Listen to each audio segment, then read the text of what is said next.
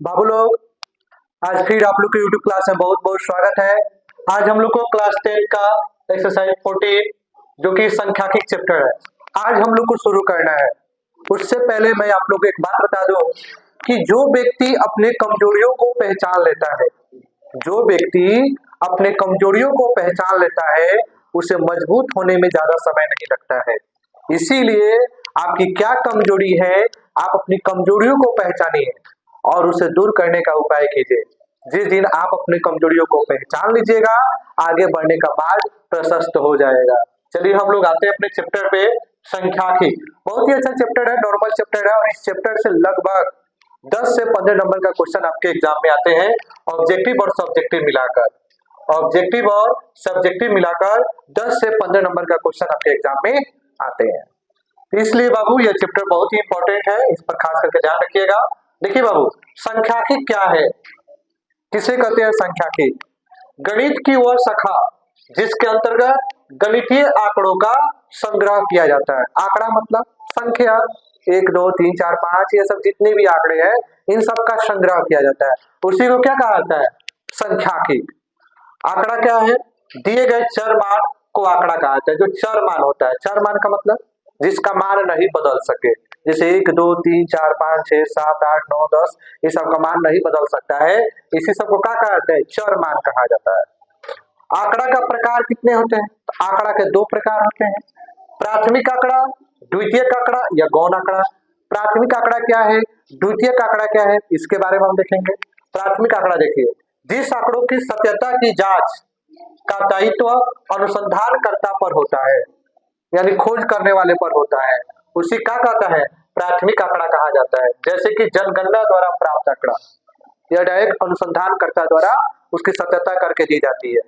जनगणना का जो भी परिणाम होता है वह आपको क्या कहता है, पूरे सत्यता के साथ दी जाती है।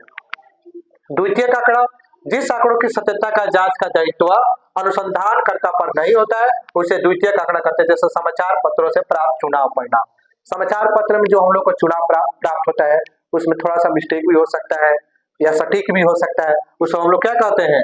आपका द्वितीयक आंकड़ा कहते हैं। ठीक है, चलिए आप लोग इसका स्क्रीनशॉट ले लीजिए, आगे फिर देखा जाएगा। चलिए ध्यान दीजिए बाबू, अब हम लोग देखेंगे वर्ग चिन्ह या मध्य बिंदु क्या होता है। किसी वर्ग अंतराल के, जब ये चैप्टर पढ़िएगा तो आपको वर्ग अंतराल देगा, जैसे कि 10 से 20, 20 से 30, 30 से 40, ऐसे करके आपको वर्ग अंतराल देगा। उसमें से वर्ग चिन्ह निकालना हो तो कैसे निकालेंगे? तो किसी वर्ग अंतराल के उच्च सीमा और निम्न सीमा, उच्च सीमा और निम्न सीमा दोनों को जोड़कर आधा कर देंगे तो 30/2 यानी कि 15 हो जाएगा। वर्ग चिन्ह निकालने का यह तरीका हो जाएगा।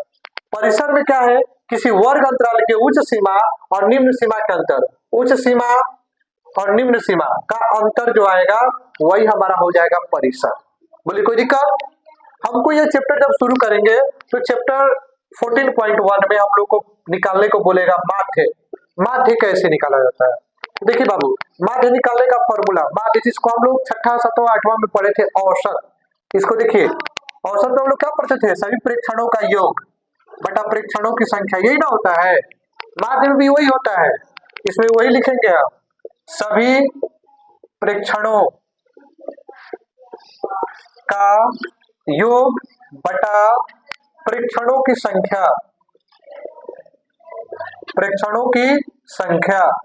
आप इसको भी लिख सकते हैं या लिख सकते हैं दिए गए आंकड़ों का योग बटा आंकड़ों की संख्या, दिए गए पदों का योग बटा पदों की संख्या, जो चाहे आप लिख सकते हैं, कोई दिक्कत नहीं है। माध्य ऐसे निकाला जाता है, कोई दिक्कत?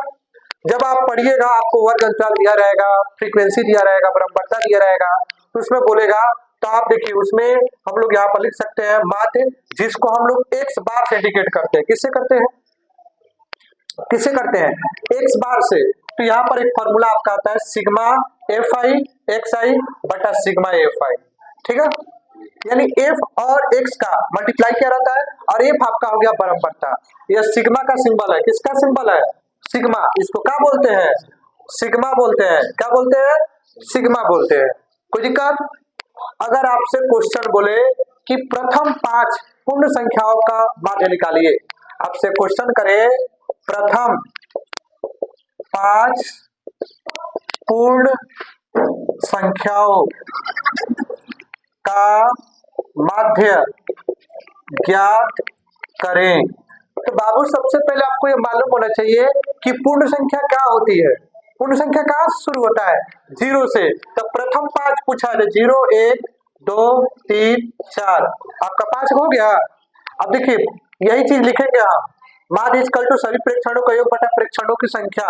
यहाँ पर देखिए 0 है, 1 है, 2 है, 3 है, 4 है, 5 है। 5 4 3 7 9 1 10, 10 बटा 5 इक्वल टू 2, यह आपका माध्य आ गया। बोलिए कोई दिक्कत?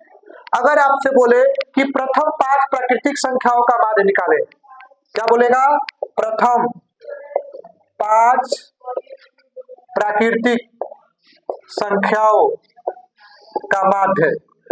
तो बाबू प्रथम 5 प्राकृतिक संख्या क्या होता है? 1 से शुरू होता है, 1 2 3 4 5। अब इसको जोड़ लीजिए, 1 2 3 4 5 बटा 5, 5 4 9 3 12, 14 1 15, 15 बटा 5 इक्वल टू 3। ये प्रथम 5 क्या हो गया? प्राकृतिक संख्याओं का माध्य हो गया। उसी तरह से कहेगा कि प्रथम 5 सम संख्याओं का माध्य निकालिए, प्रथम 5 विषम संख्याओं का माध्य निकालिए। तो प्रथम 5 सम संख्या क्या हो जाएंगे? 2 4 6 8 10, प्रथम 5 सम संख्या हो जाएंगे। या कभी कभी बोलता है कि प्रथम 5 प्राकृतिक सम संख्याओं का माध्य निकालिए। प्रकृति सम संख्या पतिया वही होता है, प्रकृति सम संख्या कहिए, सम संख्या कहिए। आपसे बोलेगा प्रथम 5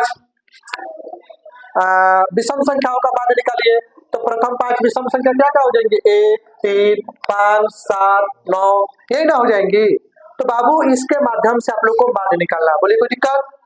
माध्य ऐसे हम निकालेंगे, जब हम लोग चैप्टर शुरू करेंगे तो उसमें वर्ग अंतराल करके दिया रहेगा। ये सब चीज आपके ऑब्जेक्टिव में आते हैं। ऑब्जेक्टिव में आपसे पूछे जाएंगे कि प्रथम 5 पूर्ण संख्याओं का माध्य क्या होता है, प्रथम 5 प्राकृतिक संख्याओं का माध्य क्या होता है। ठीक है, तो कोई दिक्कत इसमें? कभी कभी आपके एग्जाम में आता है टेली मार्क लिखिए। टेली मार्क लिखने को बोलता है ना, कभी बोल देता है 4 का लिखिए, कभी बोल देता है 13 का लिखिए, कभी बोलता है 18 का लिखिए। कैसे लिखेंगे? तो देखिए टेली मार्क कैसे लिखा जाता है, ये कितना है? 4 1 2 3 4, ऐसे हो गया। अगर 13 का बोलेगा तो देखिए कैसे करेंगे, 1 2 3 4, 4 तक जाएंगे, पांचवा में इसको कट कर देते हैं, 5 हो गया। फिर 6 7 8 9, 9 हो गया, फिर पांचवा में 10 हो गया। ठीक है, अगर 3 गो और है, 1 2 3, कोई दिक्कत? इसी तरह 18 का भी 1 2 3 4 5, 1 2 3 4 5, 1 2 3 4 5, 15 हो गया, 3 को बच गया, 1 2 3, यानी मैक्सिमम भाई 4 हो जाता है, उसके बाद कट हो जाता है, यानी 5 हो गया। टेली मार्क ऐसे होता है, आपके एग्जाम में आता है, टेली मार्क बनाइए।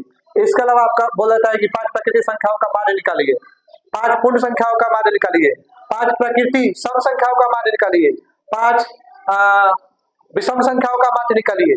तो ये सब क्वेश्चन आपके एग्जाम में आते हैं ऑब्जेक्टिव में, और यही क्वेश्चन लगभग 7-8 क्वेश्चन होता है, लगभग 10 क्वेश्चन आपके ऑब्जेक्टिव में पूछे जाते हैं। नॉर्मल चैप्टर है, आराम से आप बना सकते हैं। इसके बाद आपको माध्यक पढ़ना होगा, बहुलक पढ़ना होगा, उसमें भी हम लोग बात करेंगे। तो सबसे पहले हम लोग इस चैप्टर को जब शुरू करेंगे तो इसका फॉर्मूला हम लोग देख लिए, माध्य इक्वल टू सभी प्रेक्षणों का योग बटा प्रेक्षणों की संख्या, या हम लोग शॉर्ट में लिख सकते हैं x बार equal to sigma F I X I बटा सिग्मा एफ आई। ये कहाँ से आता है? हम जब क्वेश्चन शुरू कर रहे हैं तब आपको समझ में आएगा। चलिए आप इसका स्क्रीनशॉट ले लीजिए।